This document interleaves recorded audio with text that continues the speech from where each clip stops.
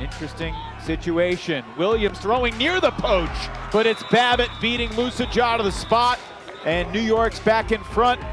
29 seconds left. I don't need to be able to read lips to know that he just told us that he owns that front cone. He has been unbelievable tonight getting to this spot. Welcome back. It's Swing Pass season end award time. It's time to hand out some hardware from a hard-won 2023 season. Of course, New York Empire are going to get their slew of accolades after their second consecutive perfect season in 2023. But there are awards to be handed out all over the league. I am Adam Ruffner. I'm joined as always by Daniel Cohen. We're going to get right into it because this is going to be a jam-packed episode talking about the best players from the 2023 season. And we want to get to the individual awards at first, but there are a slew of teams to go look at the AUDL.com.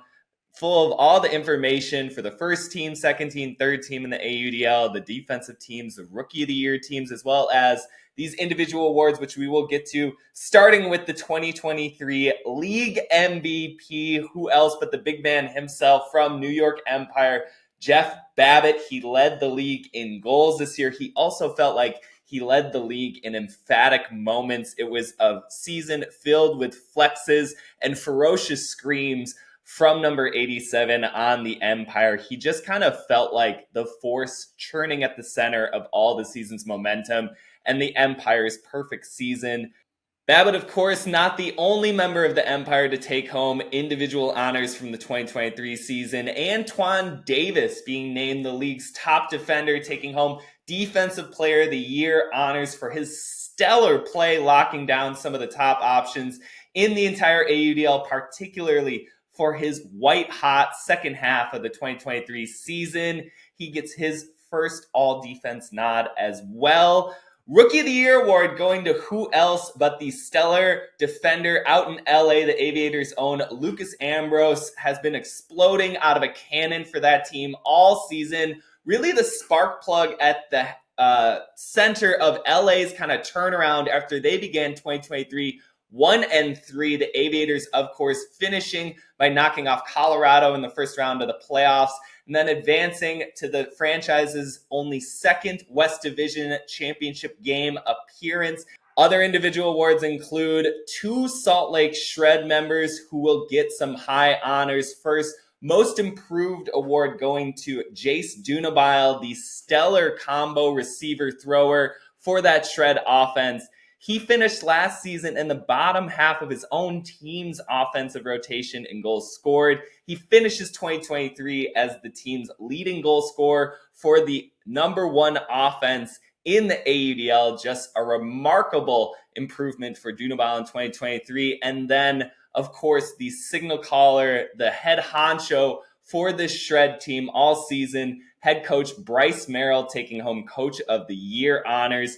He leads that squad to an 11-1 record during the regular season. The only 2 losses the Shred endured in 2023 came at the hands of the Empire, once during the regular season and once in the 2023 AUDL championship game. So huge hats off to Merrill and all of his staff for making this Shred team not only so exciting in 2022 and 2023, but really kind of making them a cornerstone franchise in just 2 years of existence in the AUDL. The Shred have nothing but higher aspirations to climb to out in Utah.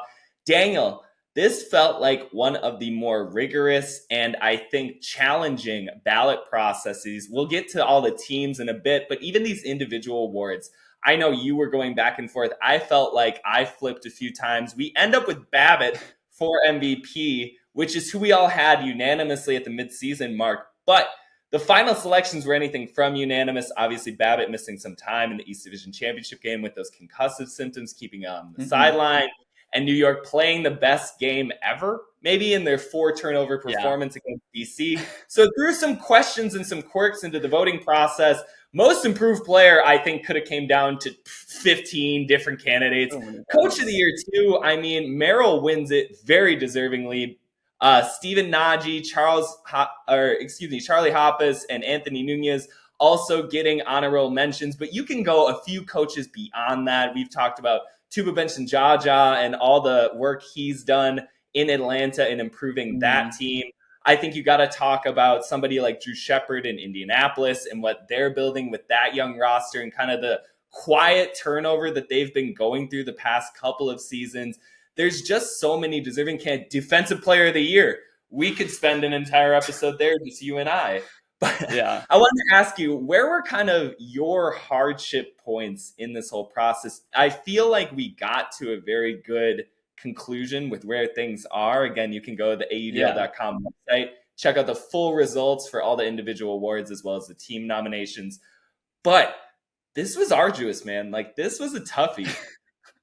It took me so long. I flip-flopped so many times on like most of the awards, especially, I mean, we added a third team, all AUDL too, which was just, you know, giving that many more players some recognition, but then deciding between that and second team was a whole thing. I think this was by far the toughest time I've had, just from top to bottom, individual awards, team awards. I think that MVP, it was so funny, like throughout the season, like you said, Babbitt at the mid-season point was like pretty clearly the guy. And I feel like everyone was on the same page about that. He was definitely more quietly dominant the second half of the season. And so then I was just like, I was starting to think about other candidates like Jordan Kerr, Ryan Osgar were sort of towards the top of my ballot there. And then when championship weekend was coming, I was like, okay, this is it. This is the time where like someone's going to separate from the other guys, right? Like someone is going to have absolutely like season defining performances. And of course, Kerr was fantastic in that semifinal game, but then super quiet in the championship game.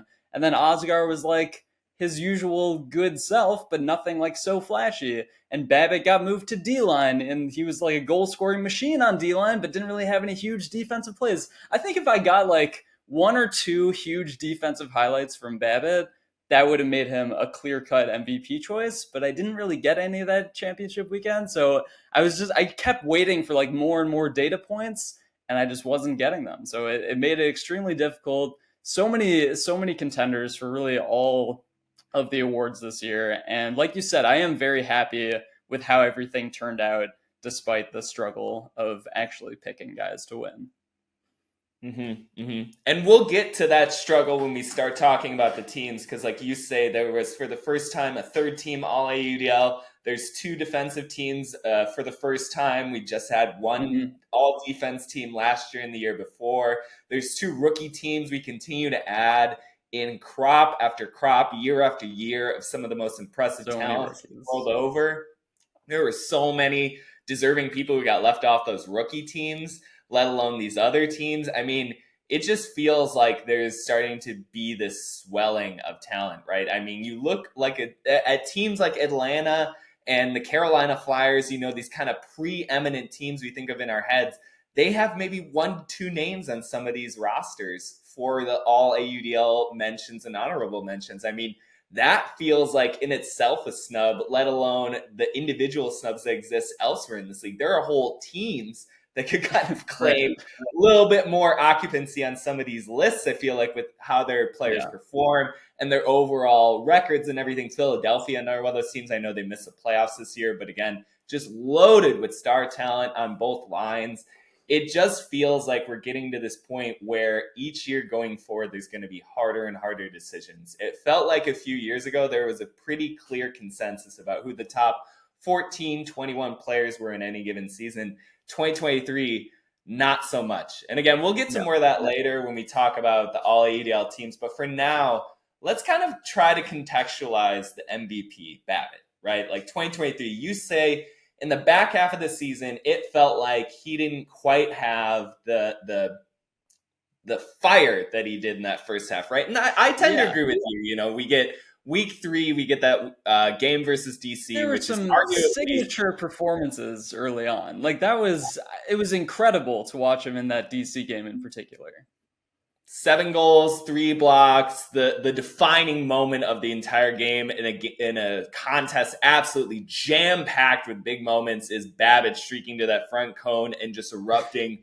Who can even effing stop me right now? And it's just, I think that audio, that moment for me, in conjunction with everything else that he accomplished for the season, encapsulated why he was MVP. It was just there was a force multiplier, there was a momentum, there was this downhillness to Babbitt all season long where it felt like in any given one-on-one matchup, he was unstoppable. And I feel like the whole league knew that. And even going into championship weekend when it was questionable as to whether he would even play when he does suit up, when he just does don the Empire black, white, and neon green, it feels like they add a Hulk level persona to the roster. Even if he is only scoring these kind of 5-yard clap catch goals, even if he is shifting over the defense after leading the league in scoring all year long, suddenly displacing his role and becoming a little bit more of a cog, I feel like, in the grander machine of that Empire D-line.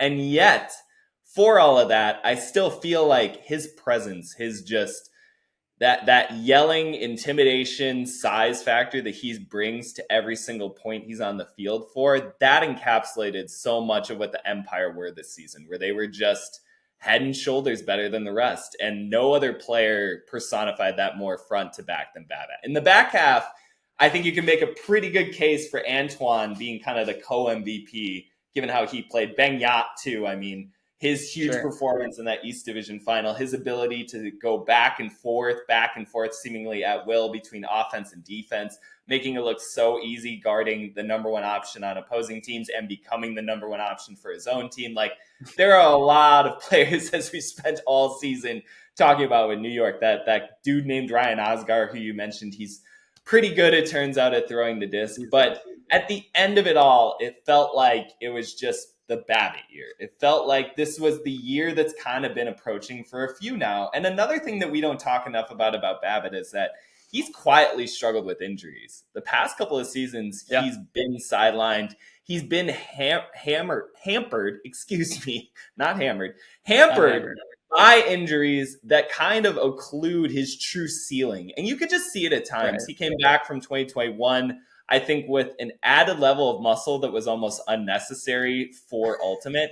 And he lacked a little bit of steps. He was recovering from a hamstring injury at times during the 2021 season. He still made outrageous plays and numerous times throughout that season, but it wasn't quite the same in 2022 as well. He had hamstring injuries persisting throughout the year. He made some incredible plays at championship weekend, but he was clearly banged up. I believe he even went out of the championship game for a little bit following the third quarter buzzer beater against Chicago. It felt like he was a little bit more touch and go. And this year, up until he got that concussive symptom, I believe in week 13 against Montreal, somewhere around there, it was the full unleashing. It was the just, we can go to that guy at any time and collect basically 5 goals a game if we so choose. And every single time New York is going to work down into the red zone, it's basically Jaws music playing until they find Babbitt streaking towards an open cone. And just the effectiveness and the simplicity that New York was able to boil so much of offensive concepts down to, where it's just kind of A to B connections, just finding the big man and getting it to him. That sort of, again, simplicity, making things look so easy, that's kind of what carried it for me as far as Babbitt. There's something to be said about, I think, obviously the statistical accomplishments of what he did, again, leading the league in goals, getting damn near 300 yards or 3,000 yards receiving, being a part of just any kind of lineup that he's available in and contributing an offensive efficiency that is kind of unmatched. And yet at the same time, it's kind of that aesthetic thing, right? Like that just screaming that he owns it, right? Well, and I feel like championship weekend really brought that whole thing home because, they shifted him to defense. It was kind of paralleled with what happened last year with Oscar, where he was just like in this primary throwing role all year. Like, that's why he was going to win MVP. And then based on how defenses were playing him in the playoffs and at championship weekend, he turned into this like downfield goal scoring threat. Similarly, like in terms of a role shift, Babbitt played D-line, but it was the same exact thing, and maybe even more so when that D-line got into the red zone. And the D-line had a lot of possessions at championship weekend, which helped. Like, it helped Babbitt continue to shine in that same role. But like, it's so clear, it's so obvious. Everyone's just waiting. They're just like, they're swinging the disc, they're buying time until there's that Babbitt cut. and he's breaking free in the end zone. Like no one feels any need to switch the game plan around or to take any other shot rather than the shot to Babbitt at the front cone. And the fact that he moved to D-line and again was just like the guy that is going to score goals, it's incredible that he just carries that role no matter where he's playing, and everyone knows it, both offensively and defensively, and no one can do anything about it. So it was like one of the most unstoppable goal scoring years that I've witnessed, at least in my time following the league. I wasn't around for like the early Cam Brock goal scoring explosions, but yeah, I don't know. Maybe, I feel like this has to rank right up there with those.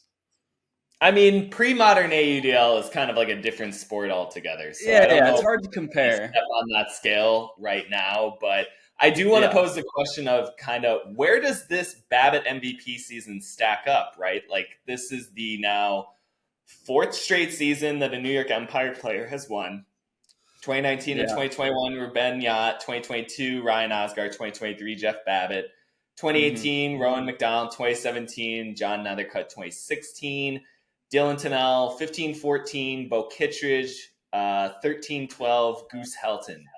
Among the compendium of AUDL MVPs to this point in the league's history, where do you kind of put this Babbitt season? Because I feel like it's one of the hardest to qualify because, again, when you think of pre-modern AUDL, you go back and you look at those first couple of Goose and Bo MVP stat lines. They're basically putting up 30-30-30 seasons. Like they're just collecting user-controlled video game number stat lines, and it's a little bit out of focus as to like what those mean. And you look at something like 2023 Babbitt, who has these incredible goals and blocks numbers and kind of this almost storytelling aesthetic to his candidacy that I think really encapsulates how powerful, how dominant he was in 2023.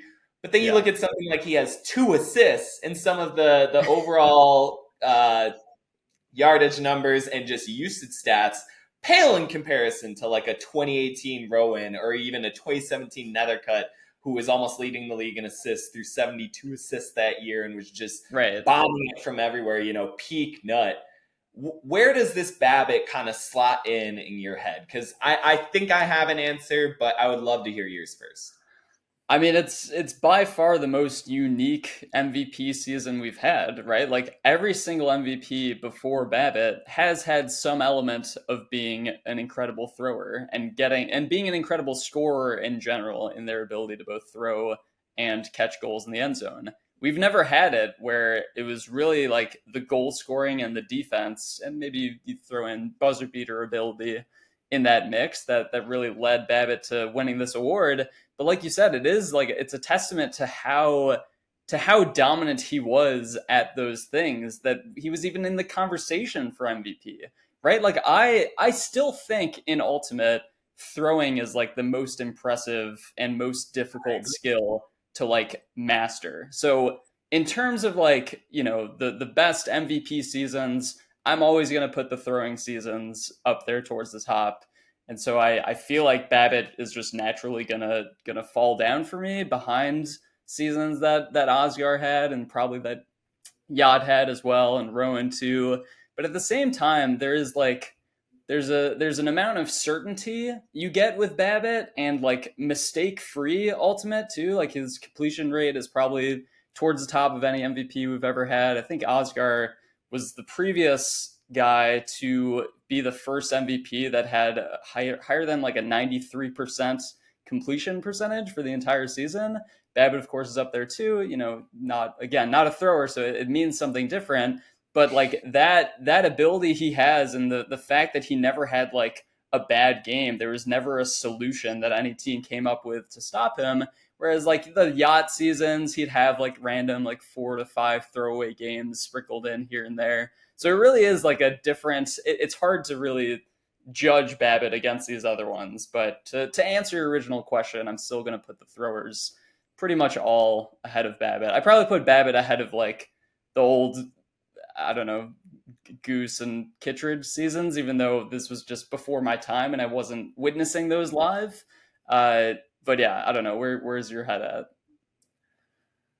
I don't know. It's so tough, man. Like, again, I think everything kind of 2017 and before is a bit of a pre-modern AUDL. It feels like in those seasons, turnovers weren't quite taken as critically. There wasn't sort of this Yeah. possession meta that there is now in modern AUDL, kind of 2018 to present. And so, yeah, I'm a little bit more, I think, encumbered in moving some of those early dudes up in my ladder.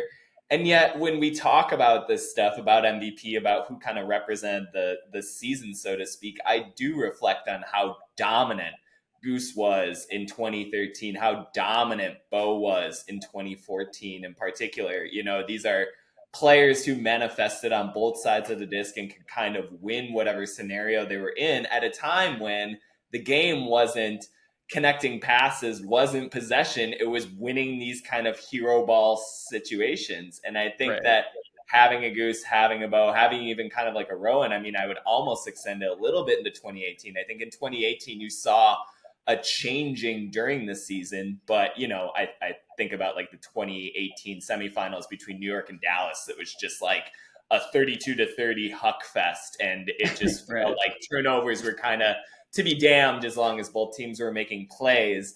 You know, there's kind of always been this sort of favorability towards who makes the most stylistic sort of highlight. And I think that even extends into other areas of Ultimate. I mean, you look at how the Callahan Award in college is handed out, you know, the Heisman of that respective division. It's often driven by who makes the coolest highlight video that gets put up on YouTube. I feel like that kind of aesthetic treatment of awards, of MVPs, has always been a very central part of Ultimate. And so I'm inclined to do some of that when I look back and do like retroactive analysis. And yet, I think that I too lean a little bit more towards the modern thrower, like a 2022 Oscar, where he had a damn near 98% completion rating and would have had it for not like one bad game against a very good defense in DC in the playoffs. You know, it's just one of those things where I think that the precision to me does matter. I think that the lack of errors does matter. And especially in this kind of heightened era of skill level and in this modern chunk of time in this modern saga, I think that I do rank Babbitt pretty highly. Like, I do think, what would it look like if he were to go back and play for a 2015 AUDL team? You know, he came into the league in 2016, in part made an immediate impact as that Blom Bomber version of himself for the Empire, then made a buzzer beating grab to send a game into overtime against DC in his second appearance as a pro. He was filling up the stat sheet. He had a 50 goal, almost 40 block season in 2017. His first full season with Ben Yacht. You know, like, there are sort of glimpses into what could have happened had Babbitt been dropped into pre-modern AUDL. And I think that the Thunderbirds would have been pretty astronomical, pretty NASA-like. And so this is all a long-winded way of me trying to deflect from answer, much like you were doing. I think that Babbitt is actually a top 3 contender this year, or maybe top 5, because I think one of the things that drags it down just a little bit for me is, again, that like standout performance in the second half of the season. I think he had really good games. I think that the road trip in week 12 at Colorado, at Salt Lake, he was very good and strong in his role for the Empire, but it wasn't like he was just taking over games. And I think back to like 2022 Oscar, he took over a handful of games, including in championship weekend when he pivoted around his role, relied more on his receiving talents. I think back to 2019 Ben Yacht, who had his best game of the season in the championship game win against Dallas, where he had 10 plus scores, like 500 total yards and 0 turnovers. I think about that stuff, and I think those individual performances matter. And I do think that it hurts a little bit in the overall grand scheme, talking like legends sort of stuff, that Babbitt didn't have one of those past, you know, week 7, I would say, is probably the last truly like visibly dominant against a good opponent we saw Babbitt, you know, and against Atlanta, when he was just kind of going deep at will, skying out multiple defenders, had that pogo stick sky against Mike Kobira on a Ryan Osgar jump ball, you know, these kind of moments.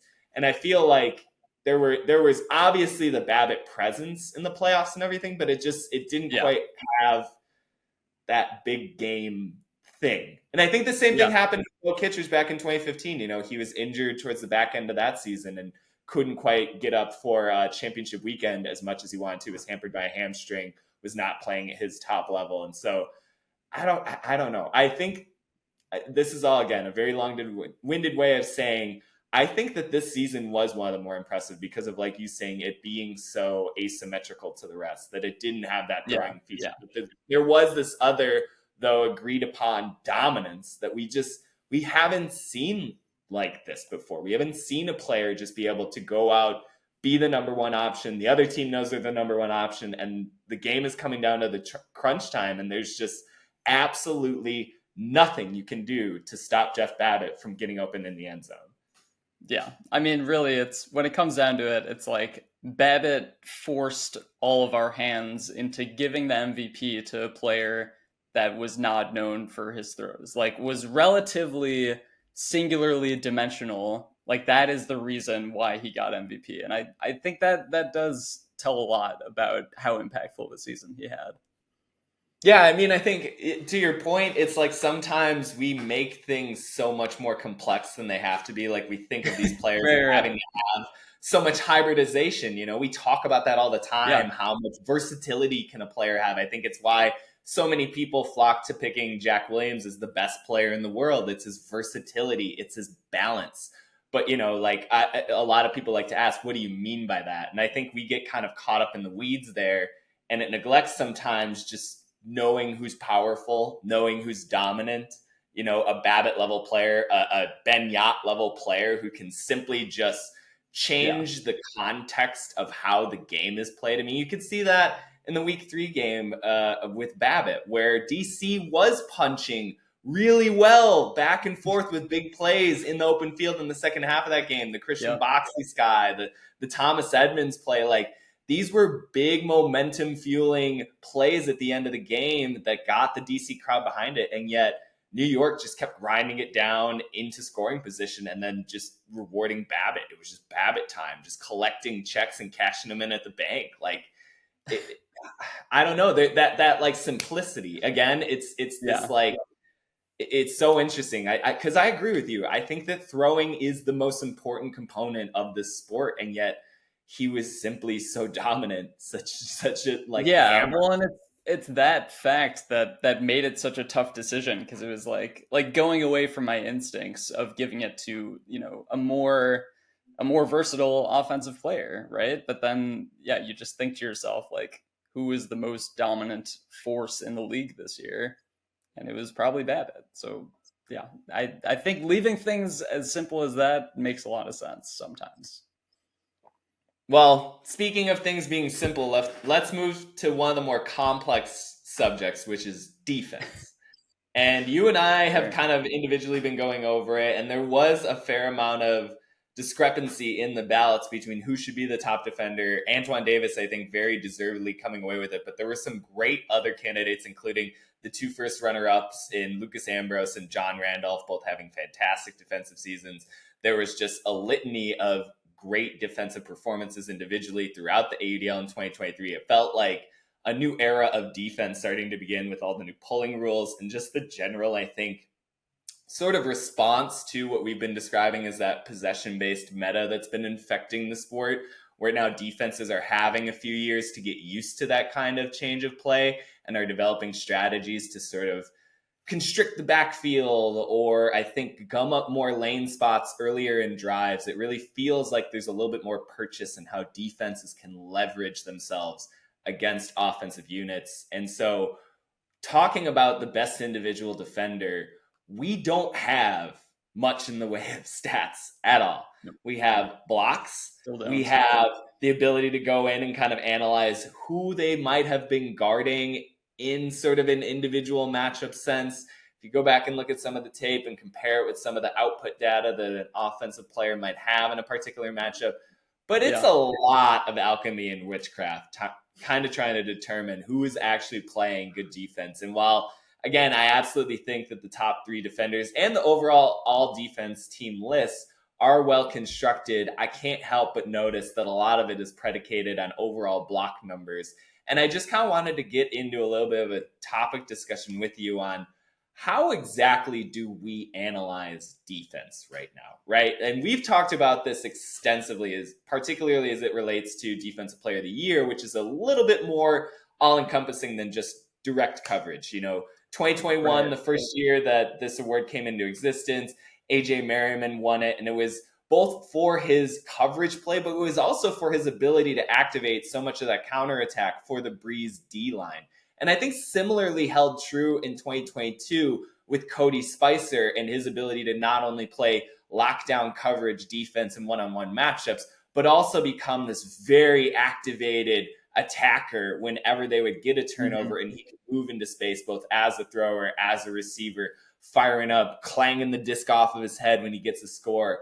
2023, Davis, I think, shows the first signs that we are getting a little bit beyond just tethering everything to overall block numbers. Spicer was that a little bit in 2022. Obviously, I don't think he finished in the top 15 in overall blocks for the year. I think he was top 20. I'd have to go back and look, but it wasn't like he was surging at the top of the blocks list. That wasn't why he was in the conversation.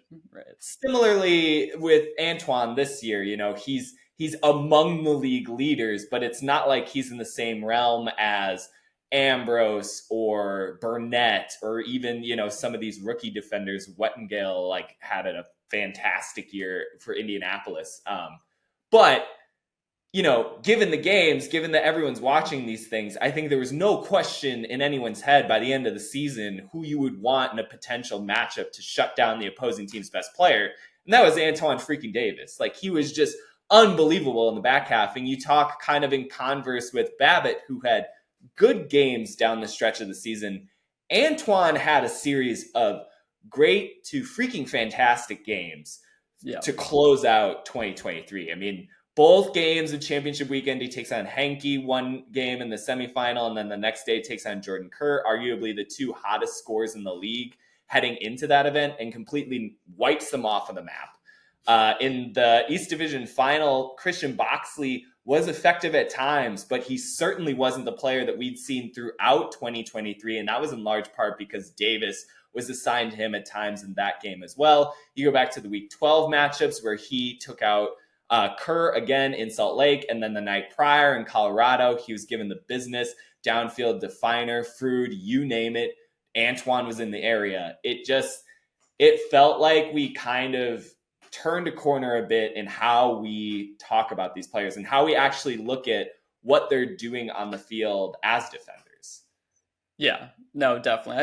I think Antoine, in his ability to limit those stars that you just mentioned, that was what really propelled him. Because you were talking before about aesthetic, being a part of these individual awards. And I guess you were talking about the MVP in particular, but defensively, aesthetically, it was Ambrose all season. He had some of the most insane highlights I've ever seen, and I ultimately voted for him at the top of my Defensive Player of the Year ballot just because I have never witnessed a defensive display visually that he put on. But you're right. When it came to one-on-one matchups, Ambrose got Kerr a couple times when they played Salt Lake, but generally, the guys he was guarding still kind of got theirs, even though he would also get his. And I remember when they played Seattle, Ambrose made tons of good plays on Khalif, but then Khalif also put up 10 scores in that game. So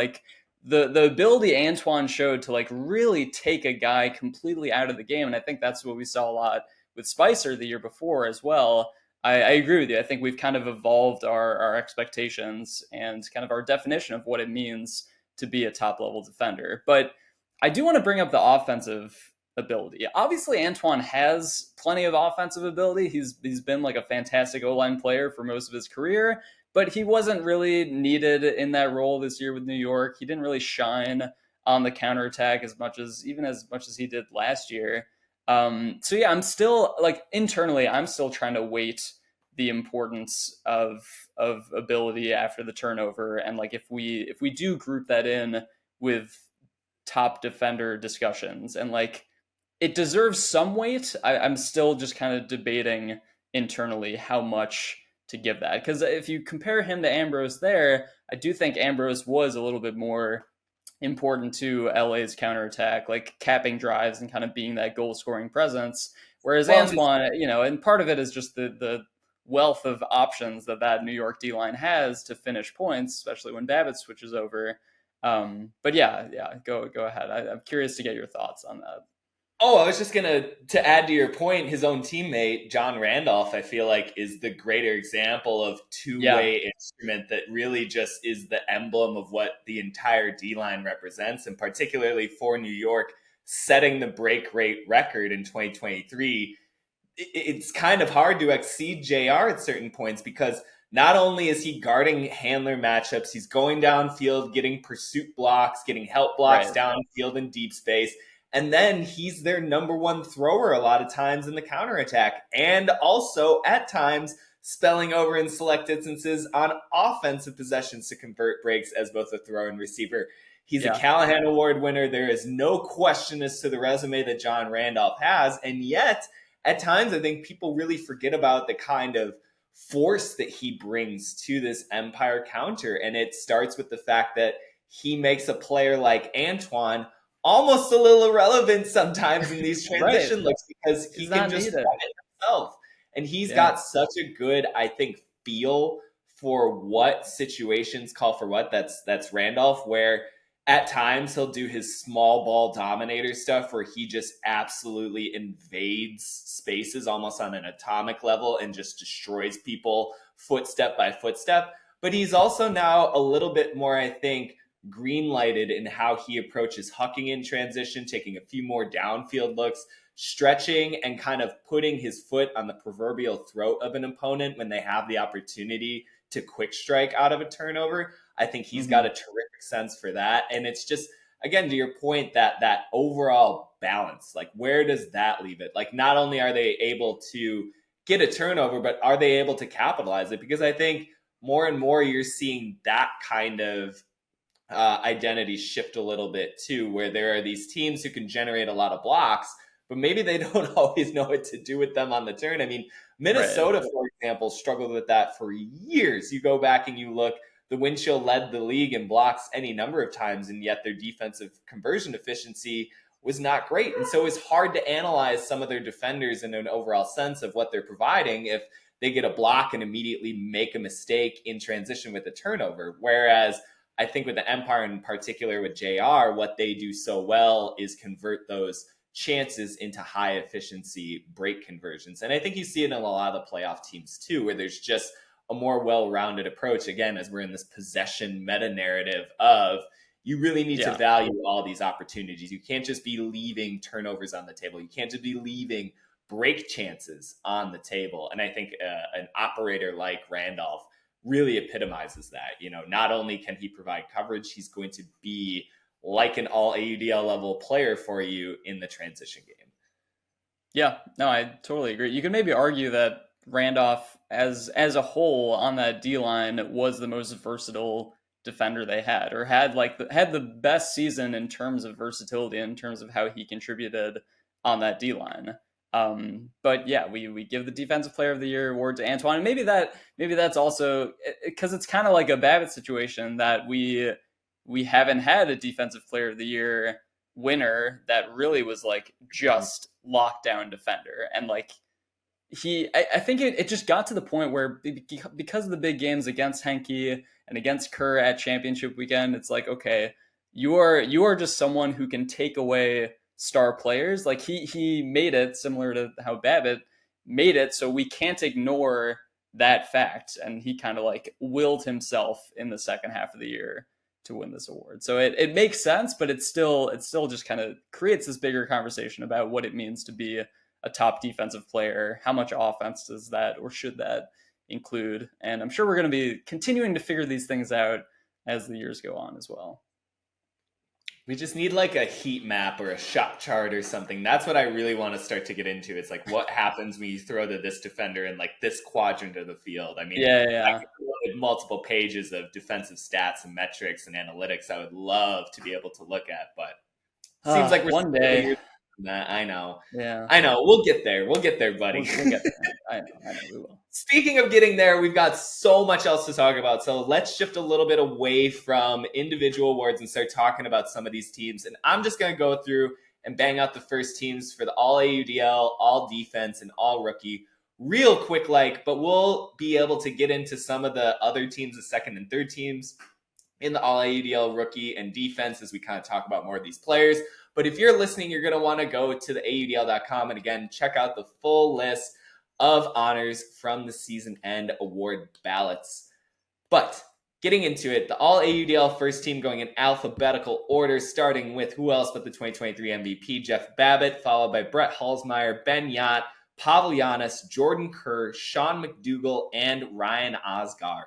Babbitt, Kerr, and Osgar are the three unanimous selections. A couple of notes from this team.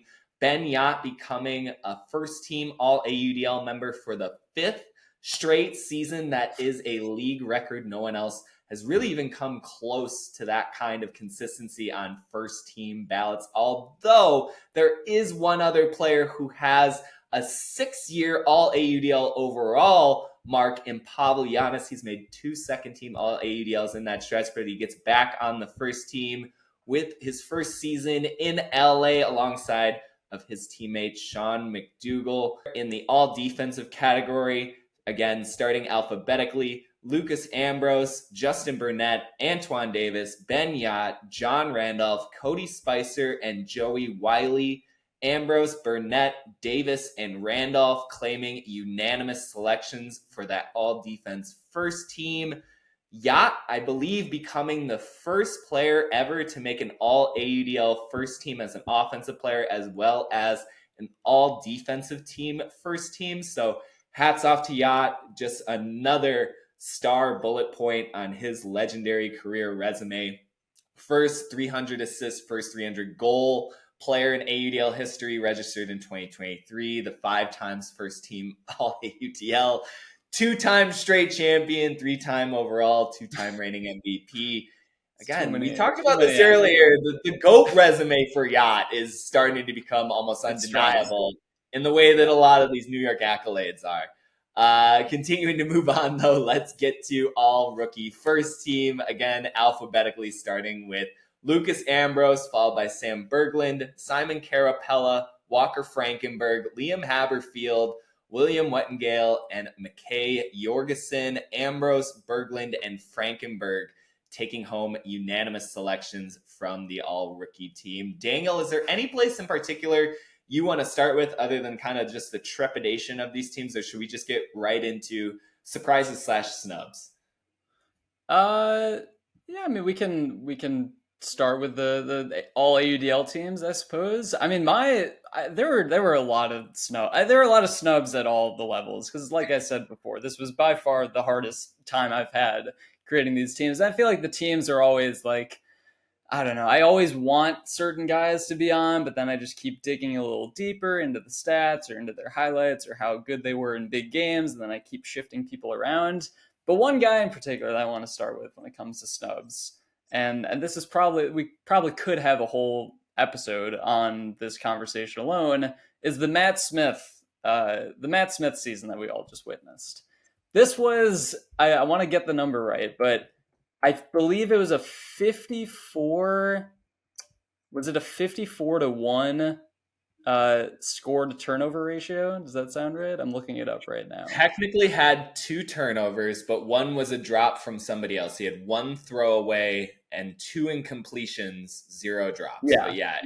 It was okay, so yeah, 54 scores, 1 throwaway.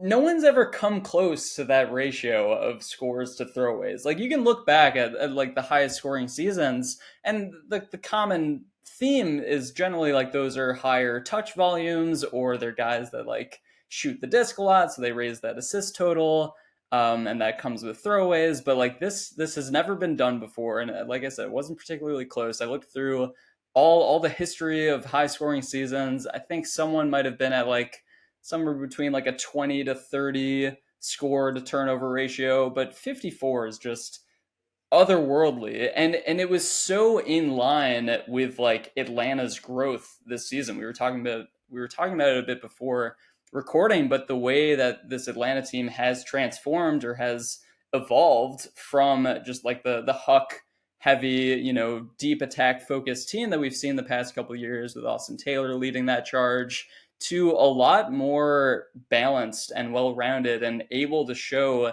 that they can win close games by playing possession ball. They don't necessarily need to resort to the big plays all the time. Matt Smith is just like the key piece that just brings so much stability and balance to that offense. It's very easy to look at that offense and just like name star after star, but I think Matt Smith continuously gets overlooked, and maybe it's because he's just like been around so long and been playing at a high level for so long, we just take him for granted. But this was his best career year. I mean, he'll say the same thing, and I do think the fact that he only threw the disc away one time should be rewarded in terms of recognition. So I don't know how you feel, but he was on my third team all AUDL. I just feel like I could not leave him off the ballot. It would never have sat right with me if I did. I want to very loudly say that I agree with basically everything you are saying up through the decision of naming him to an all-AUDL team. I think it was one of the most impressive seasons. I think that it's kind of otherworldly, as you put it, as far as efficiency numbers for scores versus turnovers. There's simply nothing else in its category. And yet, it's one of those ways in which I feel like we are differing from earlier years in some of these selection processes where these aren't as statistically focused. We do have more areas to analyze these players, and I feel like the score to turnover ratio and some of the ways in which you can sort of wonderize the stats from there, some of the offensive efficiency numbers that he has individually are similarly out of this world impressive. I still think among the top 20 scorers all time, he is like a deviation above everyone else in terms of overall offensive efficiency. So this isn't even out of line necessarily with the rest of his career. So I think that's one of the complications too. Like, to you say it's almost just an improvement in the same way that he's been throughout most of his career, particularly with Atlanta, where he's just scoring and not making many mistakes to take things off of the table. It's what we expect out of him. And because this Atlanta offense has so many different pieces that they go through, just having an exceptional version of the season that he's been having for several now, I think makes it harder to differentiate what is the overall impactful value of what it's changing for Atlanta now. To your point, this is the first time that Atlanta has made a South Division championship game since 2016 in just their second season as a franchise. It's been 7 years since then. You could definitely correlate a lot of that success with the lack of turnovers that Atlanta experienced this year as one of the top teams as far as turnovers per game. Last year, I believe they led the league in fewest turnovers per game. So this is kind of like in line with what they're trying to accomplish. And again, Smith is the emblem for all that. I just worry that too much of that boils down to these are nice numbers, as opposed to looking at kind of the holistic evaluation of what the Atlanta offense was, and that it was one of the most dangerous spread attacks who relied a lot on the throwing talents in the backfield of Austin Taylor, who I'd similarly describe as a snub on this year's All-AUDL ballot, potentially, depending on how you look at it, and Bobby Taylor and Christian Olsen, and kind of the front that they present and the way in which they can spread it out everywhere. Again, this is to not take anything away from the season that Smith had. I completely agree with you. One of the most impressive efficiency seasons we have ever seen. And yet it just, I don't know, there just wasn't that, I guess, game that stood out in my head where it was like, here's Smith taking over. And I think that's cheap almost to evaluate it on that level. I mean, he had that greatest in the playoff game. He had numerous moments in the first matchups with Carolina where he was making statement goals in the first game against Austin when they won in the regular season convincingly against the Soul. Smith had a great performance. It's not to say that he wasn't there getting everything, but it wasn't like there was some, this is the Matt Smith game that we've been waiting for that I think would kind of cement a selection like an all AUDL. I think that's I get it. I get it, sort of. I'm just saying Like, would you evaluate him as an all AUDL candidate if you didn't go to the stats tables and start compounding those numbers? I guess that, Well, right, like, and if you were I kind of taking a understand. step back I and not understand doing that's the kind argument. of paper math stuff, like, would you just kind of listing out players get to Matt Smith in the top 21? And to your point, I don't think many other people did. And again, that isn't to detract from the season that he had. Like, I want to keep screaming that from a mountaintop because he had a fantastic year. It's just, it's to what you said. It's so freaking hard that this is kind of one of those players that takes a casualty. I get it, and yes, if you were just solely basing it on like what you see, even what you see from the Atlanta offense, you wouldn't necessarily point to Matt Smith and be like, oh, like this guy is for sure on an all AUDL team or should be considered among, the top 20 seasons in the league. But there is a point where like the stats jump off the page so much that like I think we have to give sufficient weight to it, or at least I do as a stats guy. But like, turnover. So of course the dude with the lowest turnover and highest score ratio is just gonna light up all the bells in your head. Like, yeah, but it was like, I mean, you could argue Babbitt had a similarly efficient season and just like getting the job done, scoring goals, not turning the disc over. Of course, he had the aesthetic element of it and was flashy at times, but like second half of the season, Jeff Babbitt and Matt Smith, like kind of comparable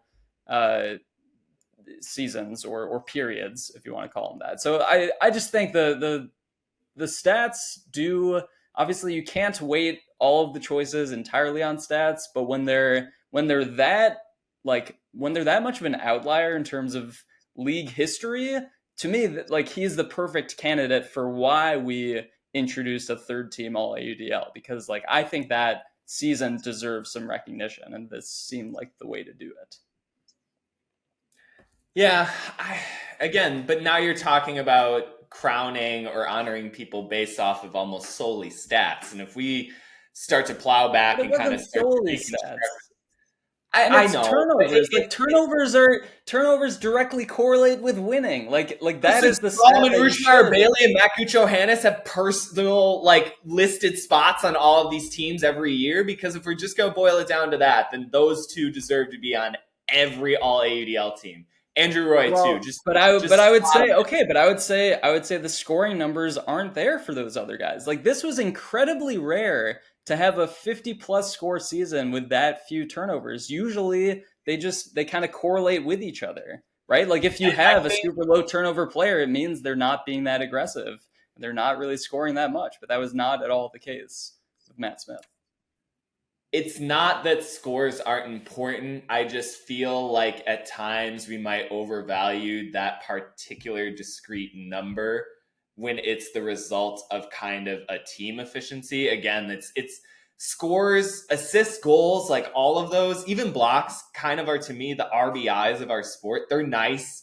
They tell you things, but it is so far away from like a full descriptor. And again, to your point of that Matt Smith had more scores for the particular punctuating point of the goal or the assist. But if we factor in hockey assists, which more and more people I think are really starting to come around to as an indicator of just like efficacy, particularly in initiating a scoring sequence, you throw in like Andrew Roy and that number starts to become a lot more equal with a Matt Smith. And when you look at kind of the volume of a Roy or a Rushmeyer Bailey or somebody kind of in that stratosphere of 40, 50 plus touches and completions a game, you factor in like a hockey assist or kind of a setup.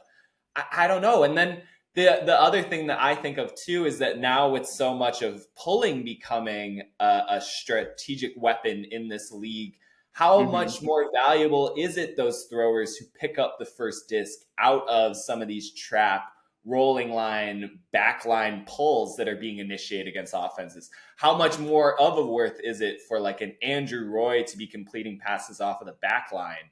I'm getting way off into the weeds, so I gotta be careful here. All I'm trying to say is that I think that statistical analysis can be really tricky with particularly scores, because again, it encapsulates, I think, an offense's production as a total. Like the fact that it is an individual, I think is more a component of the team itself rather than this person is so good at getting scores. And again, it's kind of like in a feel approach way. Like there are certain players and stat lines where it's like, yeah, that totally makes sense. And then there are other ones where it's like, that seems like it's a lot of filler. And I'm definitely not classifying Matt Smith as filler, but it's just really hard to, I think, suss out what the overall, I think, worth of some of those scoring totals are, or comparing the ratio. But again, I'm getting way off into the weeds here, so I want to stop. Sure, we can move on from Matt Smith, but I think it warranted a discussion at the very least. Who's a guy that sticks out to you as like a notable snub from the all AUDL teams? I mean, I think Matt Smith is on that list, Austin Taylor as well, Draco. I think, we talk about what happened in the second half of that playoff game against Austin. Taylor had potentially the game-clinching half-field hammer assist near the end of regulation in that one. And if he completes that, I think we have a radically different take on what his season looked like, because he once again was a league leader in huck completions. He's the only player in league history to be completing the number of hucks he is at the percentage he's doing it at. Ryan Osgar has exceeded him in overall hucking percentage, but in 3 straight seasons, Draco is completing above like 73% of his hucks. There is no more efficient and effective long thrower than Draco right now in this league over the past 3 seasons. And I just feel like the changes that we talked about as far as Atlanta adapting from the long ball, so much of that gets back to Draco being so malleable and how he approaches. Last year we talked about them moving him out of the backfield at times and allowing his quickness to set a stack and to get like an activating, initiating cut out of a stack, or to come out of the upfield alignment and come back into the handler lane. Like he's been, I think, at the forefront of sort of adapting and readapting to what Benson Jaja has brought into the fold as far as how Atlanta wants to attack. And so I think he deserves a whole bunch of attention. I mean, we talk about just aesthetic and kind of emblem performances for a team that went far. Brian Vinoka, B-Von went off in the semifinal in a way in which no one believed, I think, on a league level, other than people outside of Minnesota, he was capable of. I think people, he's a 2019 All-Star. He's been this kind of captain and figurehead leader for a wind chill team, but that has always fallen a little bit short of its aspirations. And I think that semifinal game really kind of put him back on the pedestal that he deserves to be on, where it's like, you don't want to challenge that man in space. You just don't. And he has another one of those stat lines and just overall performances from this year where you can go back to almost any game and finding him making a different version of a highlight. It can be one of those robo gadget flick hucks that he has. It can be the 2 skies in the semifinal game. It can be a backbreaking Callahan score against a rival from Madison in the middle of the season. It's kind of like whenever they need Bevon to fulfill a role, he's there. And I just think given his career high completion rating and everything else that he accomplished this season, it felt odd for him to not make one of these teams. Lucas Ambrose, who basically swept Rookie of the Year, was runner-up and Defensive Player of the Year, not being honored at all for that, I found strange. I had him on, I believe, 2nd team or 3rd team all AUDL, but other voters felt differently. I thought that the punch he provided on the counterattack to what you were talking earlier was really worthwhile. And another name, last year's Defensive Player of the Year, he makes 1st team all defense, but Cody Spicer. I mean, I know the stats weren't necessarily there this year, but he was one of those players being tasked with kind of switching back from offense and defense depending on the particular game in the middle of the season as they dealt with nether cut absences and just all of the injuries that the Summit experienced in 2023. It felt like at the end of each day or each game, though, it was still Cody Spicer is one of the 3 players you have to worry about the most when matching up with Colorado, who, despite finishing 8-4 during the regular season, getting knocked out in the first round, I still think of as one of the 6 best teams in this league. I think they just had a rocky year with injuries and everything else to their lineups. But, I mean, Cody Spicer is a dog. And I think if anyone were to start selecting teams in kind of a fantasy draft, it would be hard to imagine him falling out of the top 20. But, kind of the counterpoint to you talking about all these statistically excellent seasons, for as much as you watch game film or consider him to be the star level person, you go and you look at Spicer's stats from this year, and it's a little bit of a down year compared to what he had last year. So we'll see. Yeah, well, and then I think there is also an element, whether spoken or unspoken, of team success, right? Like Colorado fell well short of expectations this year. So it just, like, if they had won their playoff game or even made a championship weekend, I do think, I mean, part of it might have been because Spicer was like notably good in those games, and, you know, more games, more sample size, more opportunities for him to really shine and jump off the page. But yeah, like with Colorado, I just felt like I'd have to look at last year's awards, but I think it was a lot easier to give their players awards and selections for these teams last year because they were so impressive. But yeah, it's always going to be a tough task when teams underperform, even if the individual players themselves really aren't any worse than they were the season prior, you know? Mm-hmm. Mm-hmm. Atlanta probably fell into some of that too. Like with Draco, like you said, if they had won that playoff game, I think Draco for sure would have been on one of these teams. I mean, we've talked about this before in terms of game results and stuff, and there really almost should be more of a running log as to what would just happen if you flipped this goal here, this game result there, and one goal scenarios. Because I feel like we extend that courtesy so much to individual team performances, but that boils down to some of these players too. I mean, Draco is a classic example. I think Bevon too. If Minnesota pulls out that game and they make a championship appearance, maybe it's Bevon taking a spot over, like, say, Jacob Miller on third team all AUDL. Not to take away anything from Miller. Obviously, he had a fantastic year. Fantastic. But I'm just saying, in the perceptions of the minds of the voters, you know, you and I were just 2 of 8 this year. It might have made a little bit of a difference, because I do think, to your point, that so much of this is kind of constructed on what do these stats mean in terms of the success? Because you could go really deep as far as just individual impressive statistical seasons in the league in 2023. Yeah. But if you kind of look at how these teams have formatted, it's very much the kind of winners getting those spoils, and not so much a player like, say, Alec Wilson-Holiday, who had one of the more impressive receiving seasons in the league this year and was a most improved candidate.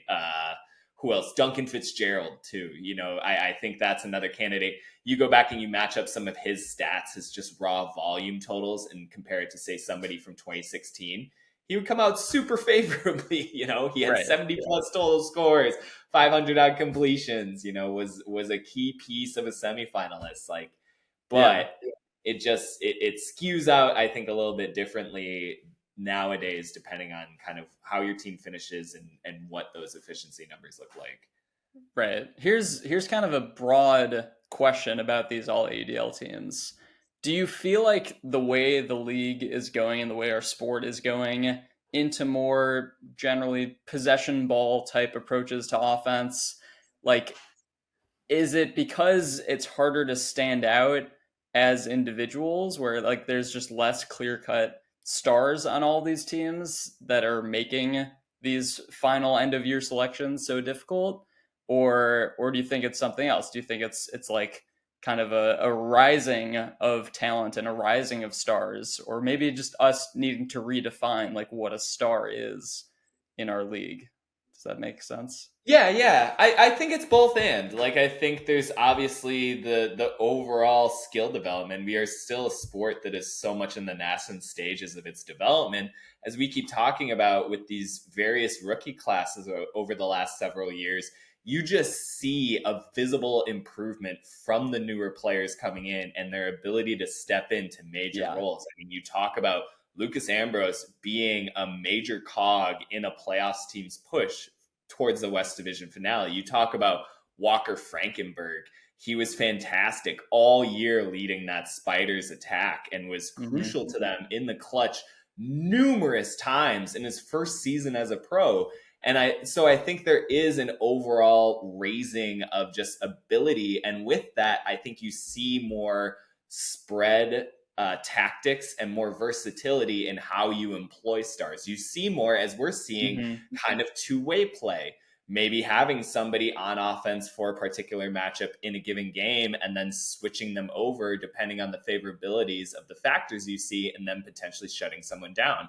I know for a fact that Babbitt started the championship game because they wanted to do a show of force on defense and leave him out there as kind of an intimidation factor. And again, it gets back to that point of kind of the untalked about, the non-numerical value of some of these players. And I think you are seeing more of that. I think you are seeing coaches in general loosen up a little bit some of the rigidity of this is an offensive player and this is a defensive player. I think you're seeing a little less specialization. And with that, you're seeing more distribution. I think the number one team that always comes to mind for that with me, at least offensively, is DC, where you see almost these 5, 6, 7 thrower line. I'm sure they have Andrew Roy in the backfield, but like you even talk about the evolution of Johnny Malks, who became such more of a downfield playmaker this year. You just see more and more players, I think, loosening up into what they are in a particular range on the field. And so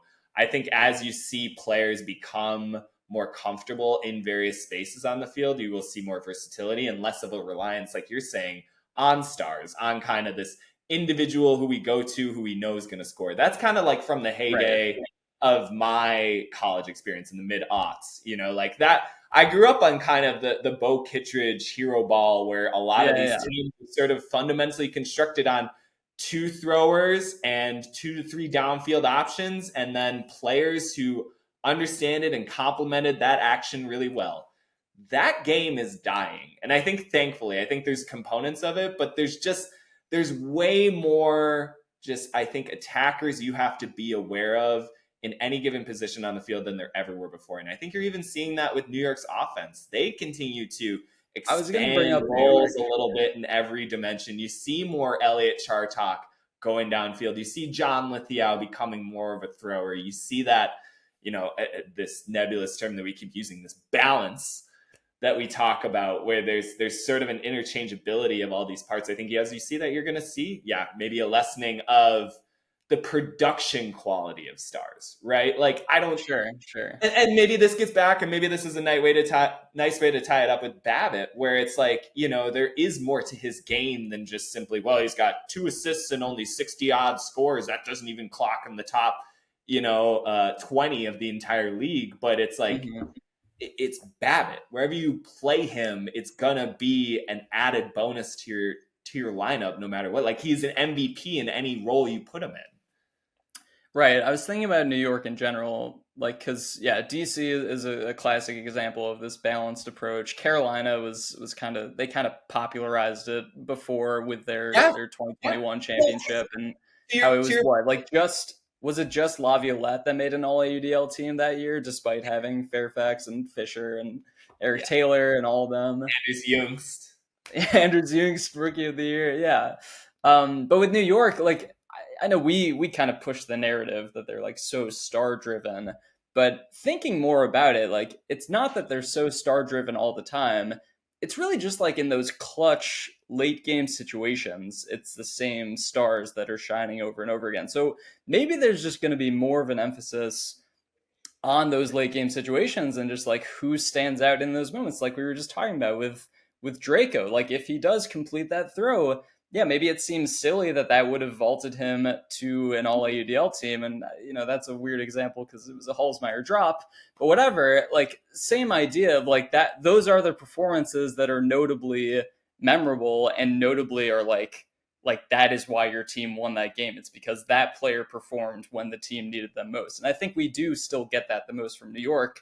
And then you compare it to a team like DC, I still have no idea what they do in those late game situations. So it is like that makes it harder for those guys to separate themselves out, right? Like I think that to me seems to be the differentiator in like modern day star power. I think is just like who closes out these games. It's still why Jack Williams is considered the best in the world. I think because of his resume with doing that for New York and Team USA and just like at all levels.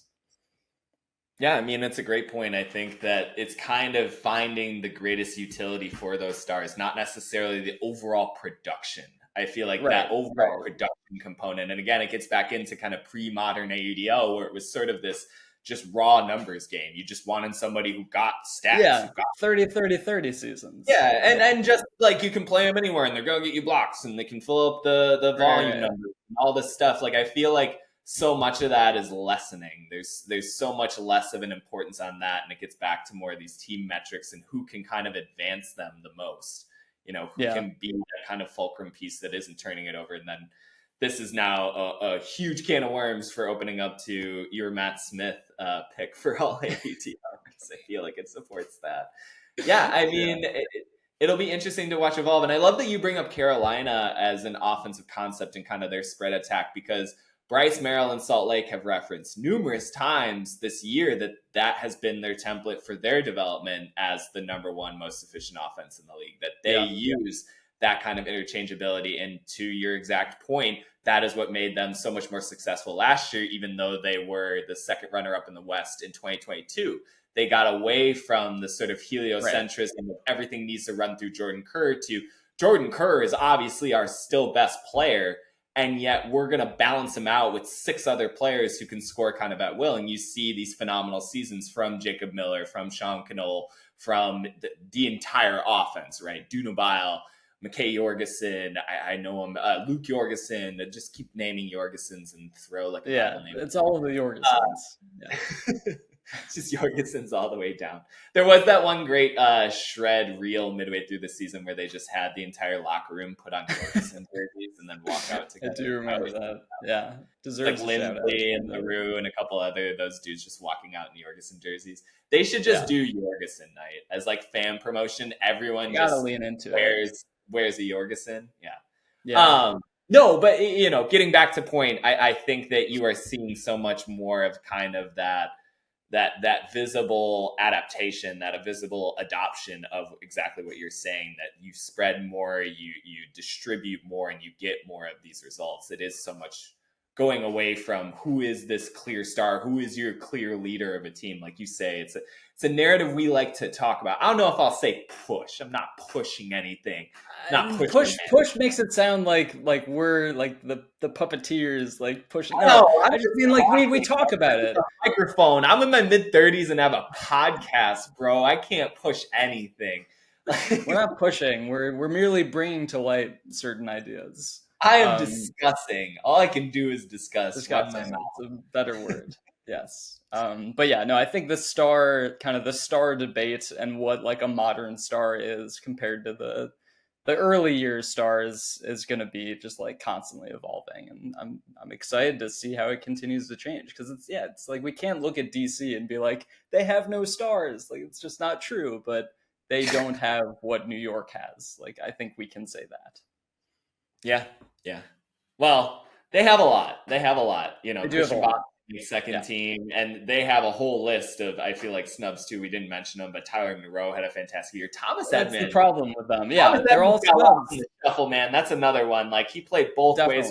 Basically did everything that they required him to. He had like a 98% completion rating. He had highlights. I just feel like he lacked like a game. Again, it was almost sort of like a Matt Smith storyline for him, where you look at the front to back consistency and how he performed. It's kind of unquestionable, and yet there wasn't that one moment in a New York matchup, in a matchup with Philly, where it felt like, okay, he's kind of like moved above Timon and Boxley and Roy and all these other pieces. It just felt so crowded. But that's just my take. Again, I feel like he might have been a snub. He split points between O-line and D-line and still had like 3+ scores a game and like 20+ touches. Like, just phenomenal season for Edmonds in his first year at DC. And yet nowhere on this list, nowhere on any of these teams. It really goes. It's hard. He did. Sorry, never mind. He may or may not have won a DC Breeze team award, but I'm not going to spoil that before the award's out, because why would I? Yeah, don't do that.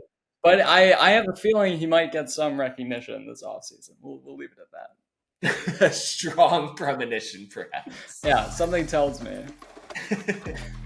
Well, again, that'll wrap it up for our discussion of the end of season ballots and awards. I'm sure we're going to talk more and more about this as we extend into the offseason. Thank you for being patient as we took a brief break after the end of the season, but we will be back with you at least once a week, every week going forward throughout the offseason. We'll put a slight asterisk for potential holiday weekends, sickness, travel, whatever. We have an offseason too.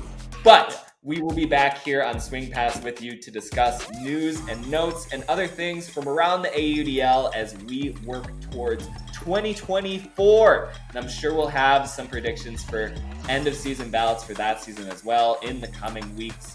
But we hope to join you soon. Sooner than later, we'll be signing off for now. Bye.